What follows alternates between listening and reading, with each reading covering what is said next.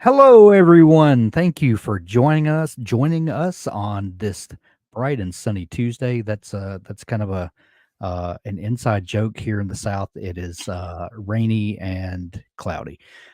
So anyway, we're so happy that you chose to join us today. If you happened to catch us on our live stream yesterday, Doug Lansborough and I um, talked all about this new premium writing community that we are starting for our Dabble Premium subscribers. And we explained that during the month of May, all of these special events and special perks are available to everyone. And we are going to have guest speakers come in and do a deep dive on some aspect of writing or publishing or both. And for our very first one, I couldn't think of anyone better than Ines Johnson. If you are a subscriber to our podcast or follow our YouTube channel, you'll know that Ines joined us, I don't know, a month or two ago, whenever it was. And we just had such a fun, amazing conversation. And I just knew that we had to get Ines back. And I asked her what topic she would like to speak about. And we had a couple to choose from. And she had a topic that I just absolutely loved. And that is fail your way to success. And I love that so much because if anything describes my writing journey, it's fail your way to success. And Ness Johnson is an overnight success that took several years to realize, and I think that's what Ines is going to talk to us about. So, Ines will be sure to plug all of her stuff to let you know where you can find her. Thank you all for joining us, and I'm just rambling for a minute, giving people a chance to come into the chat. Thank you to Chris joining us from London, and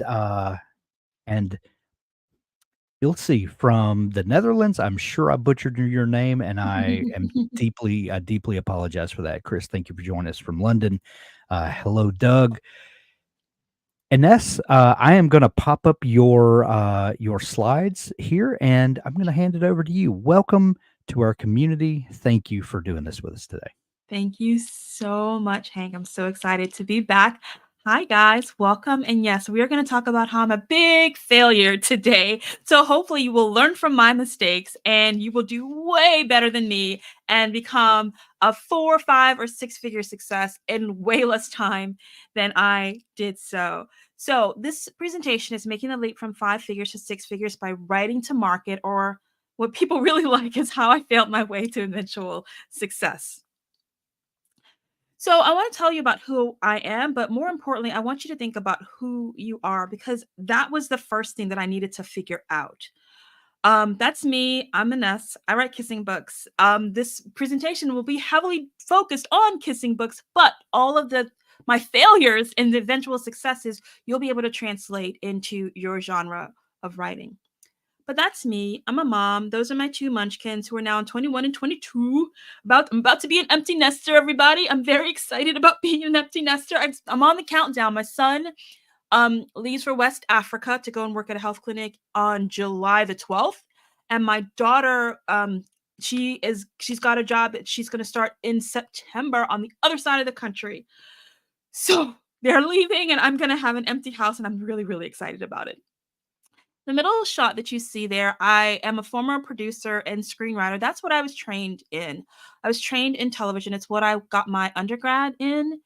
And I use a lot of the tactics and techniques that I learned from screenwriting and working in episodic television to write my novels and make them binge worthy. And I'm also an author, and I'm holding in my hands my very favorite book that I've written in my lifetime, which of course doesn't sell because the book of your heart often is the one that's just you pour yourself into it and people are like, huh, what do you mean? So I figured out who I was, but I didn't figure out who I was as a writer. Let me tell you that story. When I first started, my very first book that I published in December of 2014, my 10-year anniversary is coming up. The first book was The Pleasure Hound. You see that dark book with 3 people, 1 man, 1 woman, 2 men? My first book that I published was a serial book because television writer.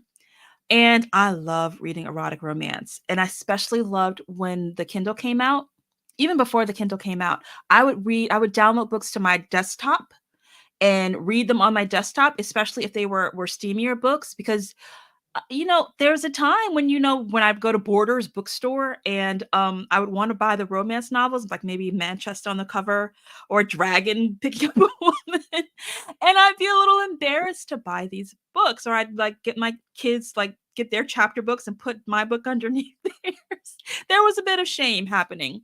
So when you were able to read EPUBs and Mobies and the Kindle and the Nooks came out, it was a game changer for me. I got to read the kissing books that I wanted to read and not have to worry about anybody else's judgment. And so then pretty soon I started to write the stories that I wanted to write, these emotional journeys that had a sexual connotation as well. And so I wrote The Pleasure Hound, which was MMF, male, male, female. And if you know the placing of those letters, the M, the M, the F, you'll know if M and M are together, it means a certain thing, like the swords are crossing. So I wrote that book. I thought it was a science fiction book. I was wrong. It was dystopian. It was erotic. There was some magical realism in there as well, but no science fiction whatsoever.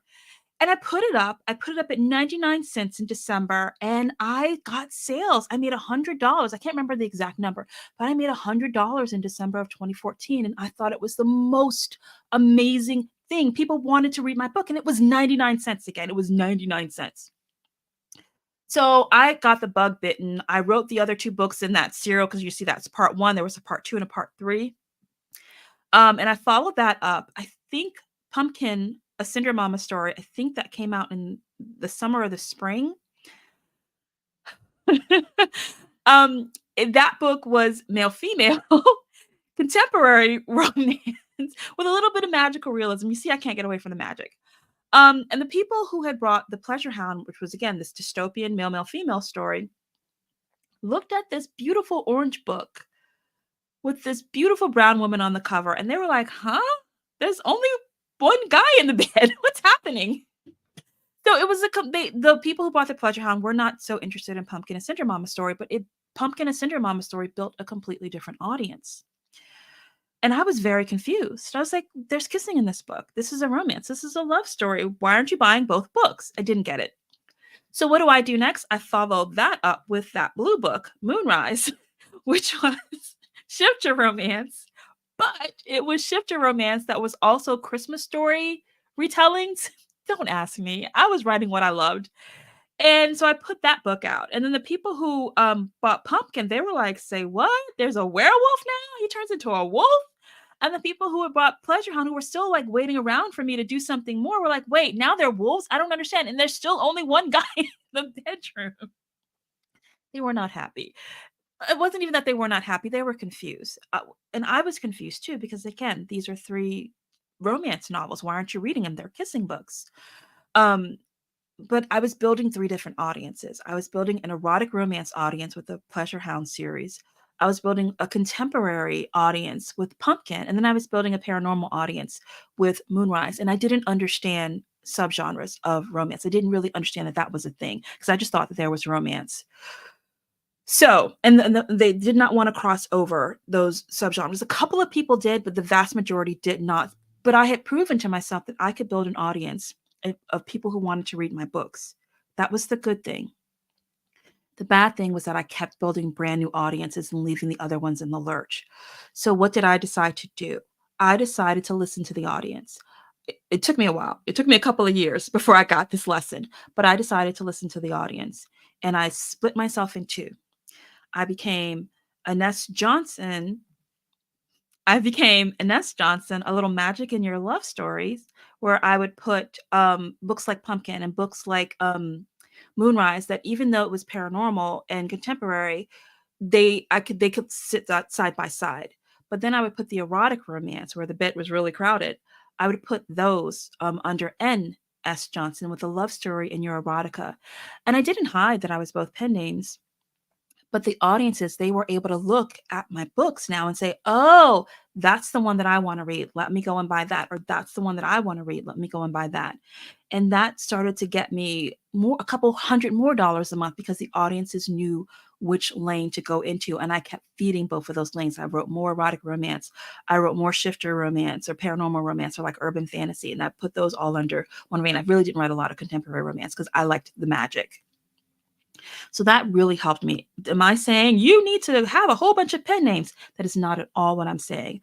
What I'm saying is that I listened to the audience, and the audience told me it would help us out more if these books were in this particular category and those books were in that particular category, so that I know where to go to have my reading needs met. I listened and I started to make more money, which brought me to realize I need to study genre. I need to understand what I'm writing and why people would want to read it. That led me to study the market, and it also made me decide whether or not I wanted to chase trends. What I mean when I say studying the market, it's not just about what you like, but it's about what's selling, and it's about what readers are reading. And so I sat down and really studied my craft. I come from screenwriting. There was no such things as pantsers in screenwriting. Everybody had to, the plot was a thing. It was not an adjective to describe a person. It's just what the story is based on, the structure that the stories are based on. But I needed to understand. I knew that there were different plotting structures. I knew that there were genre conventions and genre expectations, reader expectations. And so I sat down and I started to study those. I grabbed books on romance writing. I grabbed books on romance plotting. And I just went hard. I grabbed books on tropes. I grabbed books on editing romance. And you can do the same for your genre. I recommend that you do a lot of studying for your genre just to understand why the bestsellers are the bestsellers, what readers are expecting, those patterns that readers love, because that's really what a reader is coming to your book from. Yeah, they want a beginning, middle, and end, but then you expand it. There's in a romance, they're going to want to have a meet cute, and there needs to be a reason that they can't be together, but also a reason that they should be, that they have to be together for the book. In a mystery, there's a crime, there's a dead body. Then either you have an amateur sleuth, and they have to gather the facts. They have to figure out a couple of Agatha Christie's formula is 3 suspects, right? So there's some patterns that readers are used to, and these patterns they enjoy, and we know they enjoy them because they keep going for those books. So I think it's imperative to us to try to understand the customer who we're trying to, dig into their pocketbook and get some money out of. And these are some of my favorite craft books that at least this is a great place to start. But I don't just do that. I also take a look at the books that are selling. I look at the covers. What colors of the covers are selling? What font is selling? I'm looking at the subtitles. I'm looking at the lengths of books. I'm looking at the pricing. I'm looking at, are they in Kindle Unlimited? Are they not? I'm studying the market to understand reader behavior. And that really started to help me. The other thing that helped me was to decide whether I was going to chase trends or write evergreen books. What do I mean? An evergreen book, if again, first language is romance. So in romance, there's contemporary romance. Inside contemporary romance, small town romance is an evergreen trope. Historical romance, whether it be Regency or the Victorian era, those are evergreen subcategories. Like dukes, that's an evergreen trope. They're not going to go out of style. They've been around for a very, very long time. However, there are some times that we see trends. The big trend right now in romance is hockey romance.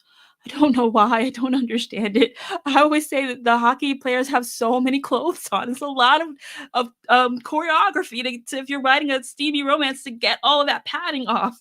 But that's huge right now. What else has become huge is dark romance or bully romance, which is enemies to lovers to the extreme. Enemies to lovers is an evergreen trope. But now we've taken it to bully and dark, which is an extreme.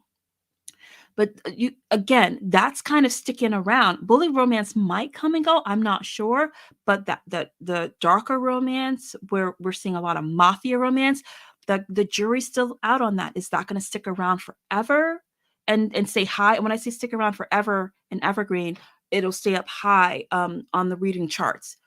If it trends, it might sink down, but it's still there. Like vampires are forever. But sometimes vampires go up really high in the charts and sometimes they sink down.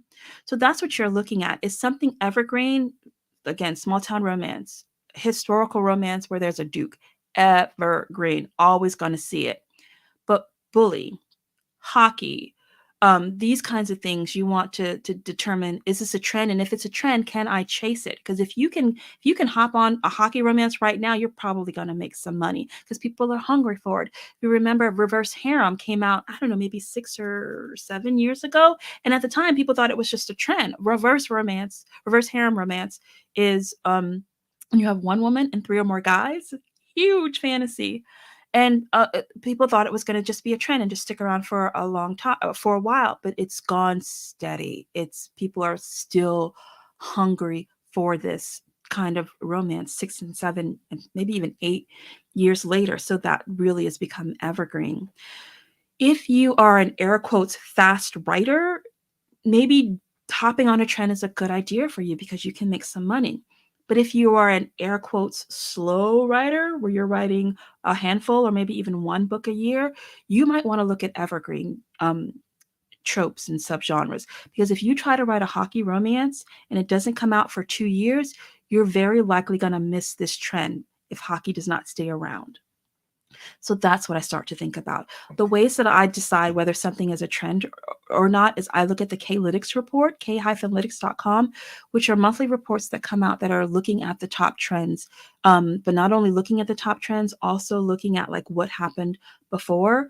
And how long, like what the rise has gone. It's a statistician that's doing this, and it's really in-depth, amazing reports. If you don't have money to buy the K-Lytics reports, you can do what I do, and you can tap the apps. That's a picture of my actual cell phone screen, and you'll see the orange logo for Apple Books, the blue logo for Nook, Kindle, Kobo, Google Play. And I will just go in and I will take a look at what's on the top 100 of Apple Books, what's going on in the top 100 of Nook. And that gives me a lot of information so that I can determine, for example, Cowboys. Wow, Cowboys are just staying up in the top 100 of both Apple and Nook. Something's going on there. But again, I only know that because I'm tapping those apps on a regular basis. So that's the decision that you want to make. Do you trend or do you evergreen? And one way to start to make those decisions of whether to trend or evergreen, and I forgot to explain, once I decided to stay in my lane of either Ines does erotic romance, NS does erotic romance, and NS does more paranormal, more fantasy romance. Once I really defined those lanes, I started making $1,000 a month, which was fantastic. The next thing that I had to figure out is, when do I publish? Speed shaming is a real thing, whether you write really fast or you write really slow, somebody has something to say. I don't think it's about how fast or slow you write. I think it's about your consistency. And I think there's two ways for you to figure out what your speed is so that you can be consistent. I think you need to track your progress, and I think you also need to look at your production pipeline. You need to figure out how long does it take you to produce a book. And there's a lot of tools to help you to figure this out. There are online apps to help you, like Write, or the number 4thewords.com, which is a gamified app. Write, you can write with other people because writing is so solitary. They have a world clock and they run sprints every 25 minutes. You write for 25 minutes, and then there's a 5-minute break. You can be in a room with people that you know, or you can go into like a global room and you can't see what people are writing. You can just see how many words they're writing, and there's like a chat on the side if you want to chat to people. For the words is writing gamified. So if I need 1,000-word scene, I can go into For the Words and I can battle 2 500-word monsters, or I can put up a timer and I can write for 25 minutes. And if I win my battle against the timed monster or the word count monster, I get loot, I get cute little clothes for my avatar. It's fun. It's writing gamified. You can battle with other people. You can go on quests, all to write your words. It's absolutely fantastic. I think it's like $5 a month, and it is so much fun. And you can also earn enough coins so that you don't even have to pay for it. It's fan-freaking-tastic. It's so much fun. I'm a bullet journaler, so you see the sprint log down there where I keep track of how many words I write. I only keep track of the words because I get a sticker for every 500 words that I write. And so people will ask me, well, how many words did you write yesterday? I don't know, but I got some stickers because I just want the sticker. My goal is the stickers. But I also keep track, so I know how long it takes. I know how many words I can write in 25 minutes or in 50 minutes. Another thing to do is the Pomodoro method. Pomodoro, I believe, is the Spanish word for tomato.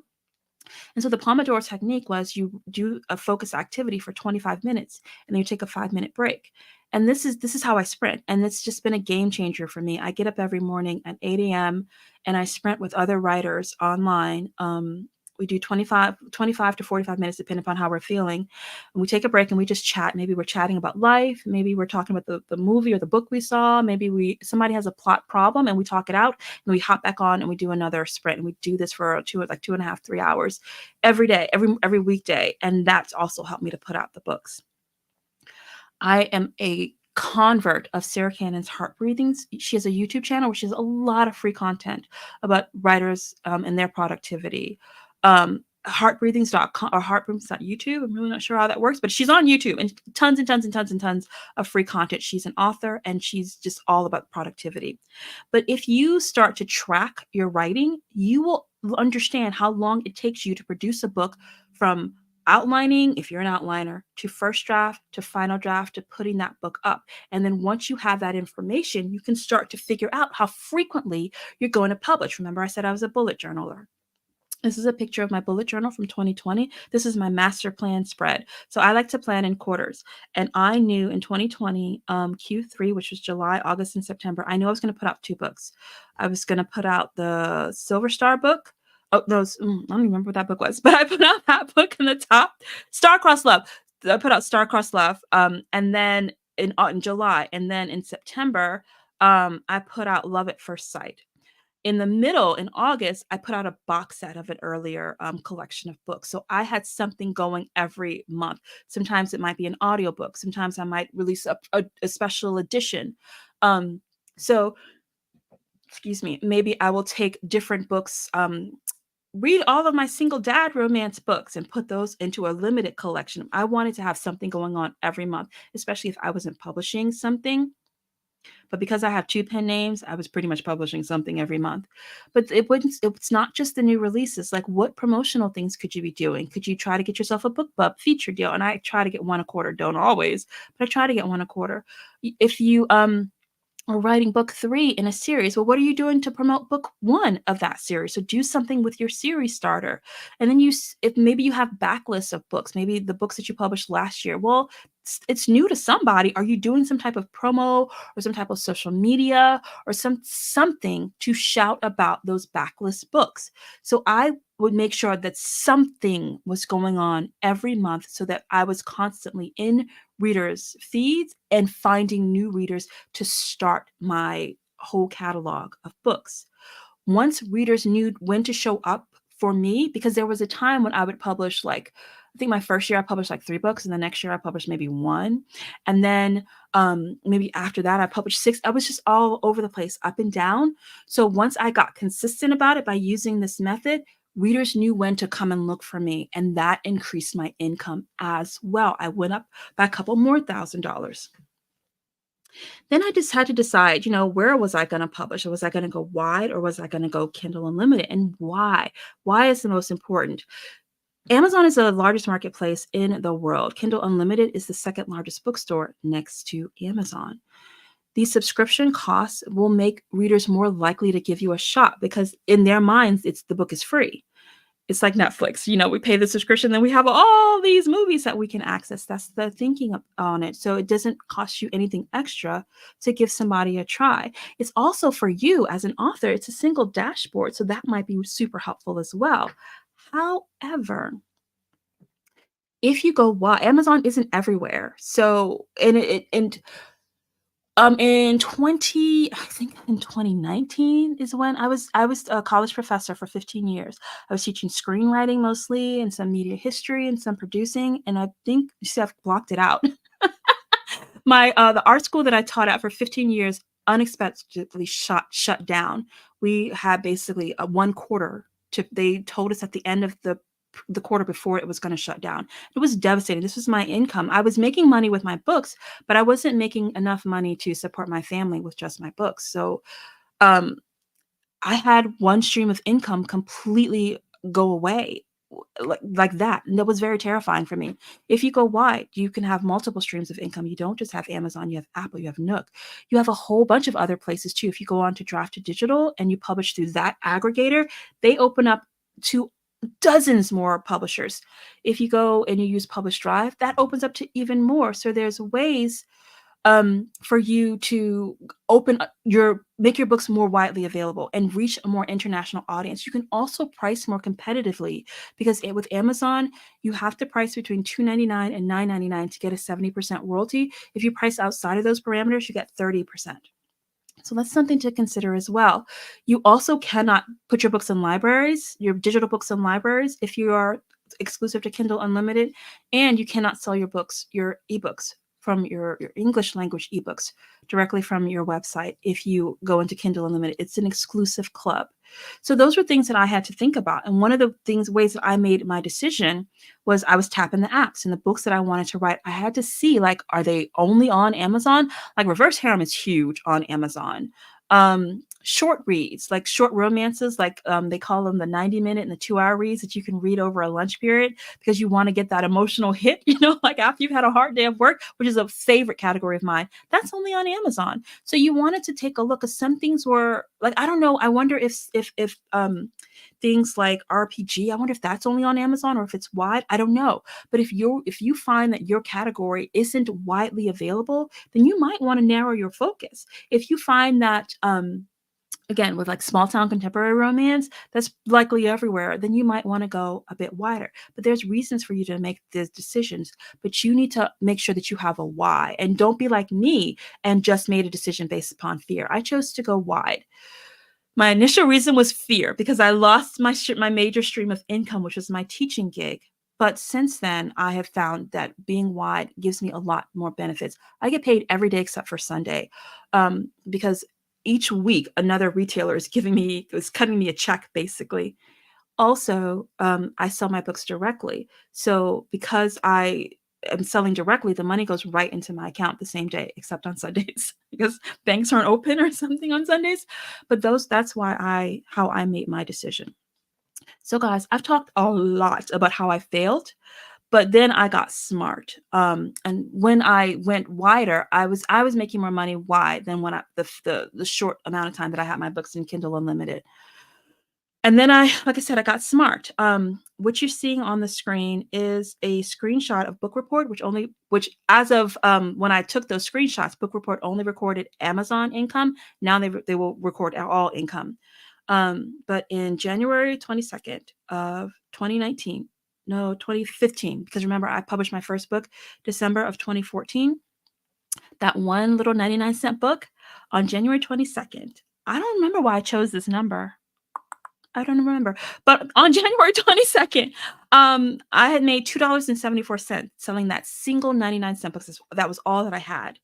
And then the first time that I gave this presentation, which was January 22nd in 2019, you see that I was making $363.73 after I implemented everything that I just told you. And then last year, I took another screenshot, and on that day of January 22nd, 22, I was making $408. I don't know if that's 2022 or 2023, one of them. But I was making $408.98. My income doesn't always stay, it fluctuates, but it has risen and it stayed at high levels because I've done these things. So what did you do, Ines? Finally, tell us after all this failure. I got smart. I made specific, measurable, attainable, relevant, and time-bound goals. I niched down, and I started a new pen name.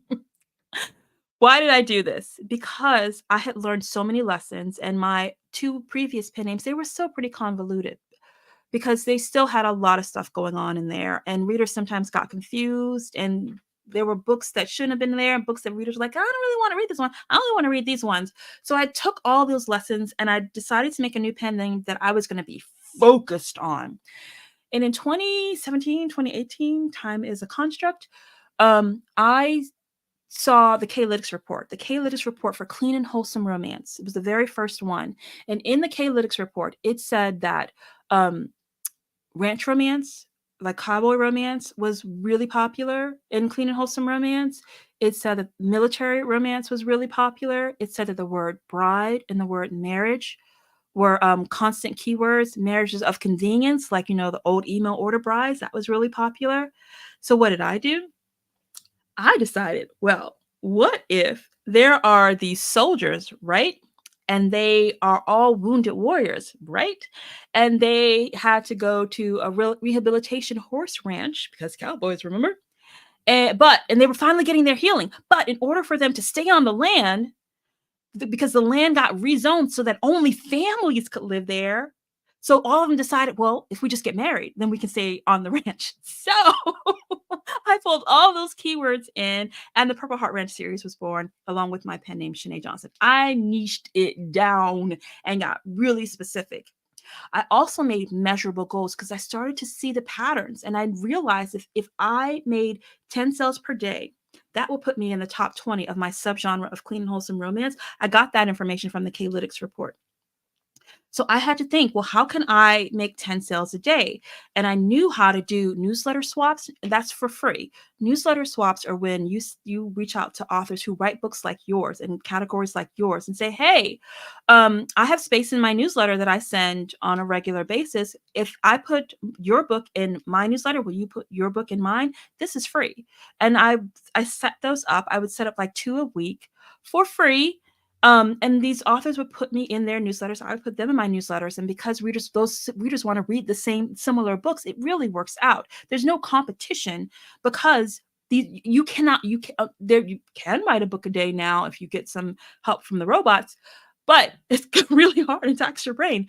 But readers want more of the books. A lot of readers, especially the kind of readers that we deal with in indie publishing, they consume. They're called whale readers because they just consume and consume and consume. We will never be able to write enough to satisfy them. So why not, make sure that they stay in the pool and don't get out of the pool, and share the readers with other people until you have another book that you can put in their hands. So I did newsletter swaps. That got me a couple of sales a day. I did, and then after I started getting those couple of sales a day, and that was consistent, I started a $5 a day Facebook ad. I had learned to do Facebook ads by now, and that started to get me some sales. I didn't move until I knew that I was making a consistent $5 plus profit a day. Then I added on Amazon Marketing Services ads, waited for the profit to rise. And then I started to add on 2 to 4 paid newsletter promos a month. And I waited again to make sure that it was working until I had more than 10 sales per day. This goal was attainable because at the time I needed to make $2,500 per month. So I live in Arlington, Virginia. It's relatively expensive place to live. But I needed to make $2,500 per month, and that was $83 a day. And I made that 5-book Purple Heart Ranch series. I discounted the first book initially to 99 cents, and then maybe a year or two later, I made it a perma-free because my books are wide. The books after that were initially $2.99. I've since raised the price on them, and they still sell. But I knew that would give me a profit of $2 per book. And if I could sell $2 per book, 10 books per day with those 4 titles, I would hit my $80 goal. And I was doing it because with the attainable goal, I was also following these measurable steps, and I hit that goal.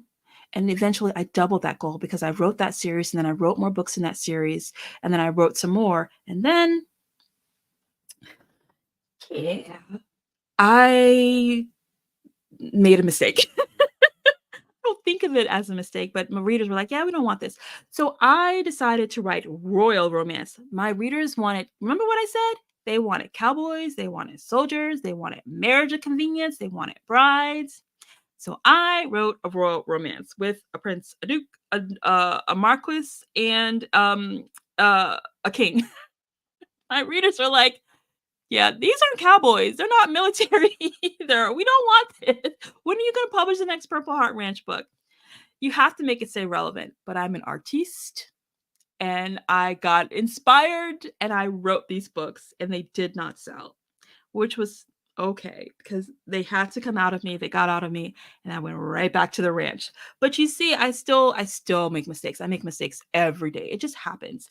The last thing I want to tell you is make sure to give yourself time, because it happened overnight for me. It just took 5 years for day to turn to night. So you want to give yourself time.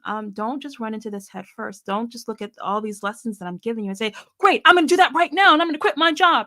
I hope you don't do that. I hope that you take your time, build this up, build yourself a nest egg, and then slowly, turn that on over. I just want to reiterate also, um, tap the apps, look for the most fertile ground when you're thinking about a story.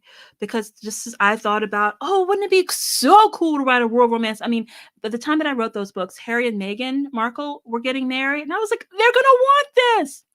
My readers did not want that. And if I had done what I had said and I had tapped the apps and looked at the bestsellers charts, I would have seen that even though these two were getting married, even when the brother got married and Kate Middleton got married, the world romance was not like blowing up. If I had just looked, I would have seen and I would have made a different decision, but I didn't.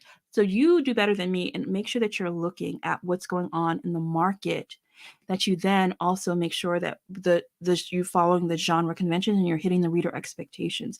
Make sure that's happening. The very last thing that I want to leave you with is just more about tapping the apps. Each day, pick at least 2 stores and visit the top 100 there. If you know you're going to go into Kindle Unlimited, you just need to do this for Amazon. But if you're thinking about going wide, look at Amazon and Nook, look at Amazon and Apple Books, right? And just start to see what's in the top 100, what's going on in your genre, your category, your genre, and your sub genre of books. Take a note of what's selling. Look at it over time too, because that book might have, a TikToker may have mentioned that book one day, or that book may have gotten a book bub.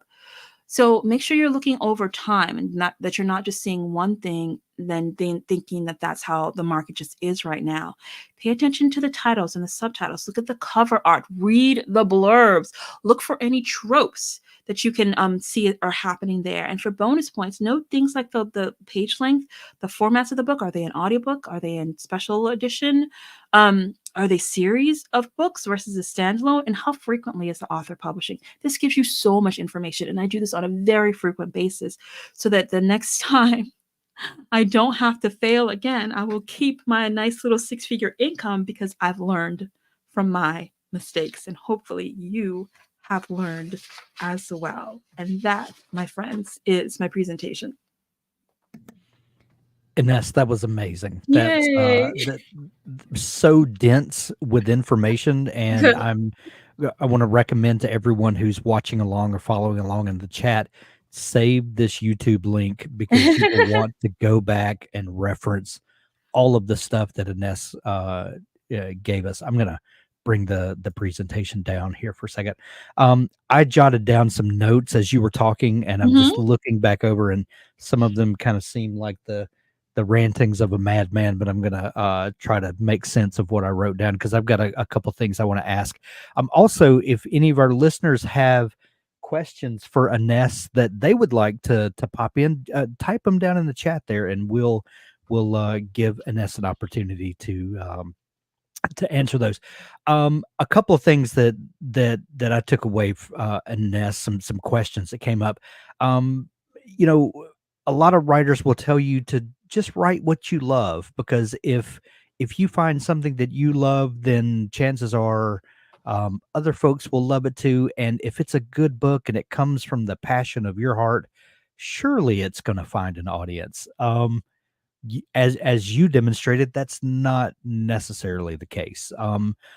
What happens if you, like, for instance, your royal romance series that you wrote? Folks will definitely love this. I'm passionate about it. Somebody else will be, and you published it. It didn't get the response you wanted. Is there a way to to see if an underperforming series can have a redemption? Is there are there any marketing things that you have found that might help, you know, float that to the top? Or if you find something that's just underperforming, do you just count your losses and move on? So the key word that you said there is chance. There is a chance, but Sure. there came a time in my life where I needed more guarantees. And I think that if you start to look at what the market is asking you for, that you have a better shot at guaranteeing. Like if you're playing the lottery, right? But somehow you get the information that there's only going to be 20 balls in the little machine thing. That gives you a better chance of winning than, you know, all the balls in to infinity. You you it becomes your decision on how much time and energy you want to spend on marketing your books. It also becomes your decision on, well, are you going to write something new if the audience that you're, if you can't find the audience, or if the audience isn't big enough. That's really what most people are asking, because those books, those romance books, they didn't put me in the red, but they didn't do what I wanted them to do. They didn't do what the Purple Heart Ranch did. So I didn't lose any money on those books, but they didn't make me a whole bunch of money. And that's what I wanted. When you get honest with yourself and you ask what you want, because you can put a book out there, get one person who's not part of your family read that book, and that might be success for you. If that is success Sure. for you, I am applauding. But if you really wanted that book to pay a car note, or to pay your mortgage, or to help you to retire, you did not hit your goal. And if that book is not doing it, if you have shouted to every corner of audiences that you can find, you should probably move on. Gotcha. So identify your goals. What is Yeah. important to you, and what does success look Mhm. like for you? I think that's a great takeaway. Yeah. We got a question from Doug. He said, "Do you wait to release books in bulk, like the entire Purple Heart Ranch series at once? If not, have you ever considered dropping a series if it isn't performing well?" I did not wait to do Purple Heart Ranch, but I did rapid release them. So Okay. I released them one every month. They were shorter books. I released one every month. And my shorter books, they sell. I really think that romance readers, they want that emotion. If you can give them that emotion, that's what they want. Um, Excuse me. And the other part of the question was, if I dumped them all, have I done a whole bunch of books and like a binge, like have I Netflixed books? Yeah, like if you do a rapid release and you see that they're not performing well, If have they're you not ever been performing well. tempted Thank you. That was the other part of the to pull question. out before completing a series? I think Yeah, is what absolutely. Doug's You getting have at. that was hard. You have permission to stop a series. If Okay, readers are not reading your series, you don't really have incentive to write it, because you have to start thinking about how much money am I going to lose writing the series, because you're not going to get paid.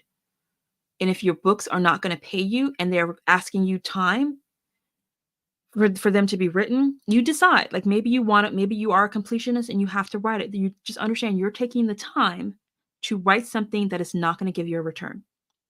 It's a hard thing to hear, but I mean, I could like lie to you, but I don't lie to myself. Like there are yeah. books that I have on my. Here's what I do. I wish I could turn my computer around and show you my board.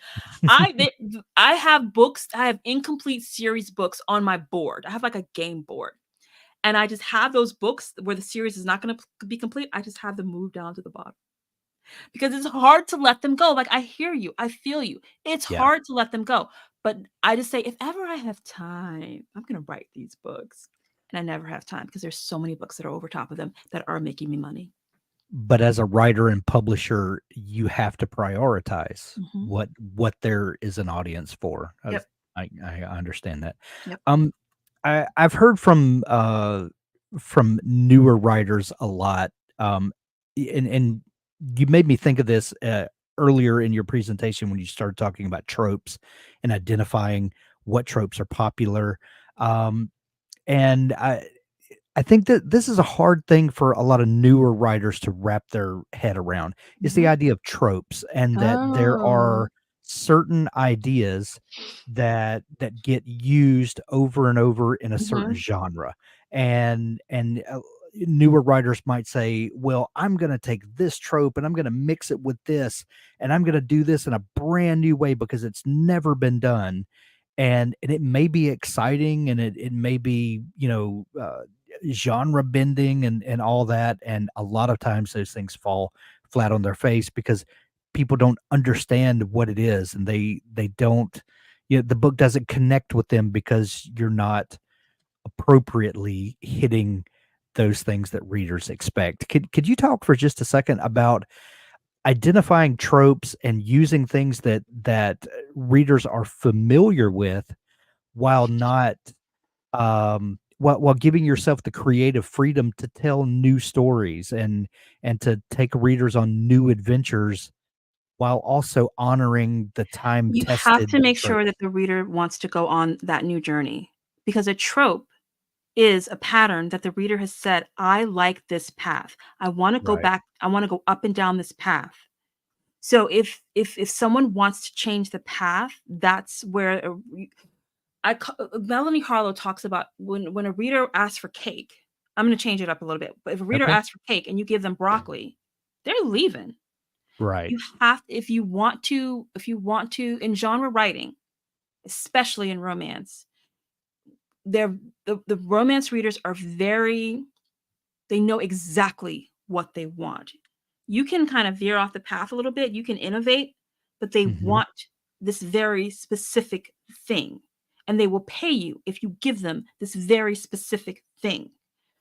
And if all of a sudden you're like you lead them down that path and then you go completely left, they're gonna put the book down, they're gonna tell all their friends, they're gonna be talking about you in front of your face and behind your back. So you just have to make sure that the reader that you're going after is okay with it. Romance readers, no, they don't wanna do it. Like thriller readers, like if you do a completely twisty turny plot and it doesn't make sense, they're gonna talk about you in front of your face and behind your back. So you just have to make sure, like with literary readers, like they Mhm. want that. They want to be led someplace new.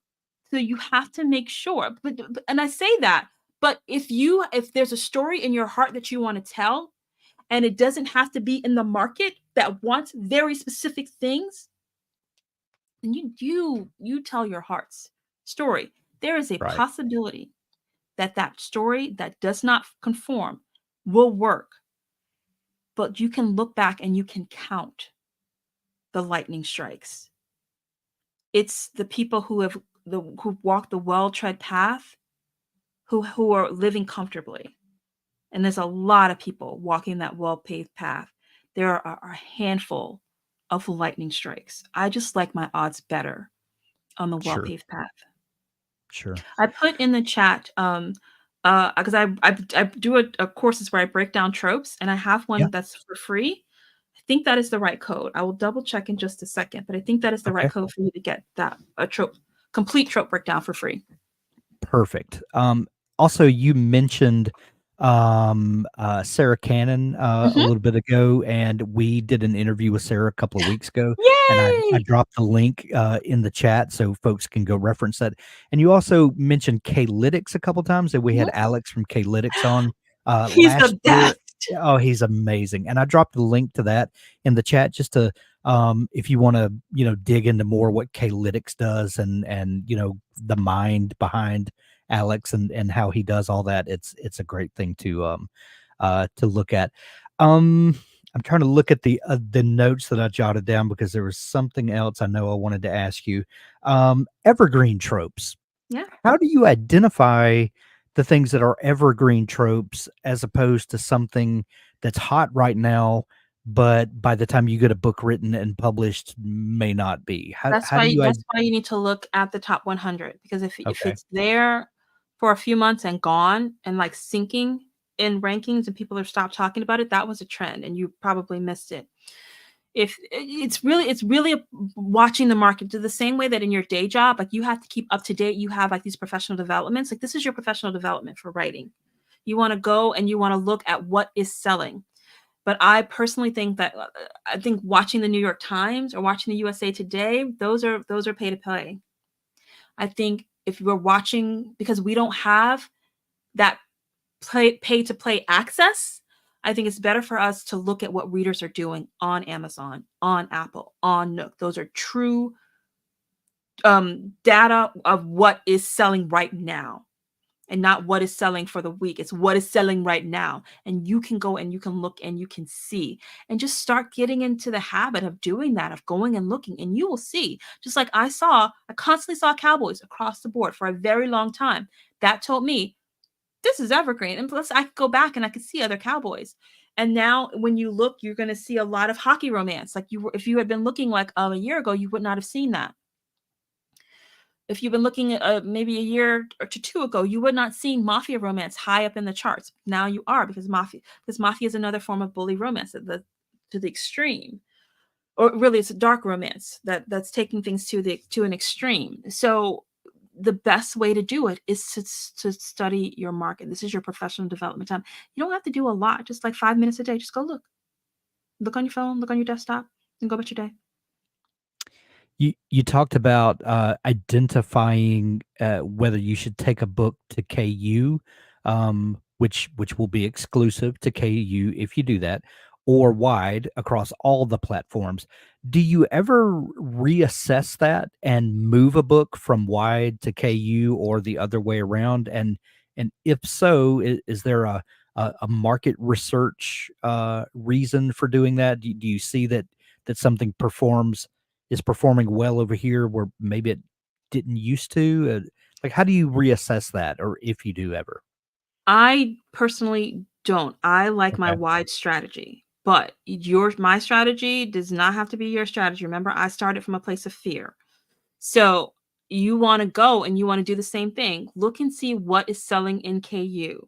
You'll see a little banner over the top of the books. And if you see that something is, if you go, you know how Amazon has its categories, and you can go to the top 100 go drill down to the top 100 of a category. And if you're looking at something like, they have like contemporary romance, and then they'll have like small town, and then might have small town firefighters. If you look at the top 100 of those firefighters and you see KU, KU, KU, KU, KU, no KU, KU, KU, no KU, KU, KU, KU, KU, KU, right? Then you Right. know that firefighters is doing really well in KU. But if you see if you see less of KU, under the top 100 of firefighters, and then you go to someplace like Amazon, like Apple or Nook, and then you see those same firefighter books, then that's going to tell you something different. Gotcha. Another thing you briefly mentioned, and this has become a sort of a buzzy thing that's gaining steam with some writers, is the idea of direct sales. Direct sales is something that's always been available, but no one really did because the The Amazon tech was hard store, or it's hard to get it out there. But there's kind of a groundswell of people that are embracing because this it's again. easier. The tech is easier. Y- so what's the deal with direct sales, and if how do you begin that, and is there, like, is this something that everyone can do, or do you need to build a name You first? can do it. Should you do it is the better question. Here's what I Is recommend. it worth your time? Is that what you're Yeah, well, saying? here's how I can make it worth your time. Okay. If you have just a handful of books out, I would recommend that you use PayHip. PayHip, and there's a lot of like free tutorials on how to use PayHip. PayHip you can attach to your website. You can Okay. just put a book link, and you can attach the book link to PayHip. PayHip will collect the money for you. It will even deliver it for you. Or you can use something like BookFunnel to deliver the book for you. It's up to you. Yeah. But it doesn't cost it. PayHip will take its service fee, and that's it. You're gonna Okay. get the majority of the money. And if you only have like one or two books, then you can just be selling one book at a time. But you still have to figure out how you're gonna drive traffic there. You're probably gonna drive the traffic there to your website for free, like maybe in your newsletter, maybe on social media. Then you have apps like Shopify or WooCommerce or Thrivecart. They cost money. Some of them is like one fee, some of them are like monthly fees. But if you are not making, like Shopify is like $39 a month, I think it is. If you're not making $39 a month worth of sales, that's when it becomes prohibitive. But if you are making more than $39 per month sale, plus you also have to think about, what are my advertising costs? Because I got to get these people to my store. They're not just going to happen upon them like they would if my books were on Amazon. So you have to take those costs into mind. And then you also want to be thinking, well, advertising becomes really expensive. And so if you're selling like a $3 or $4 or $5 book, it becomes really expensive just to sell that one book. Because when you're doing something like a Facebook ad, Mhm.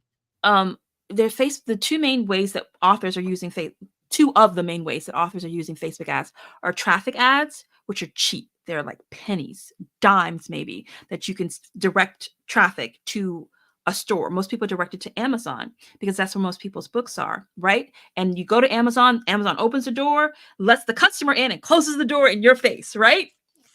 If you use what's called a Facebook purchase or sales ad, that's different. You can send them somewhere, not to Amazon. You can send them to your site. Let's just send them to your site, right? Or send them to your Shopify store, which can also be on your site. That will open the door, that will let the readers in, and you get to come in right behind them, and you get to have their information. You get to understand their purchasing behavior. You can see, you can even install heat maps to see like what they're doing, like what are they looking at, where do they click, do they add something more, you can follow them, and all these other kinds of things. Those purchase ads, they cost dollars. So again, think about it. If you are using purchase ads to drive traffic to your store, and you're selling a $3 or $4 product, you might not be breaking even. So the conventional wisdom is sell in bundles, like bundle your books together so that it's a higher ticket product, because you're competing with like car companies and people selling things that are like thousands, hundreds and thousands of dollars. You're competing with them. So you want to have a higher price ticket item. And also because these ads cost more money. So you're tacking on, whatever the cost to have the storefront is, you're tacking on the cost of the ads. So it becomes cost prohibitive if you don't have enough books and you don't have a big enough budget. So if you're just getting started, you want to play around with PayHip and maybe traffic ads, or you're sending people from your newsletter or doing the newsletter swaps or putting stuff on social media. And I'm glad that you said that about newsletters and newsletter swaps, because in the dozen years or so that I've been in the writing community and following all the trends that have been going on, there's Facebook ads have come and gone and come again, and Google ads and Amazon ads, and there's always some new thing that's working right now, and everyone flocks to it and milks it dry and then on to the other one. But the one thing that has always been consistent and always consistently works and is a benefit to writers and publishers is the newsletter. It's collecting those names, addresses, staying in contact with your readers who are ultimately your customers. You just you can't look down your nose at the good old newsletter. It's a mainstay of marketing. Yeah, newsletters are growing. Your newsletter is incredibly important. Having Yeah. a newsletter is necessary. You cannot get around this. So Yeah. yeah. Yeah, absolutely. Ines, this has been so much fun as always. Every time we get to hang out, thank you for joining us today. You're welcome. Those of you that have joined us to watch and listen, and hopefully you've had your notebooks out taking notes, like I have. Thank you for joining us. Tomorrow at I think it's 1 p.m. Eastern time, we've got a writing sprint with Robert, and you look on our YouTube channel, you see the upcoming events, and you can join us tomorrow. And then also Michael LeBron tomorrow afternoon. Join us to have a chat with Michael. Ines, thank you as always for joining Thanks for us, and having me. thank you all for listening.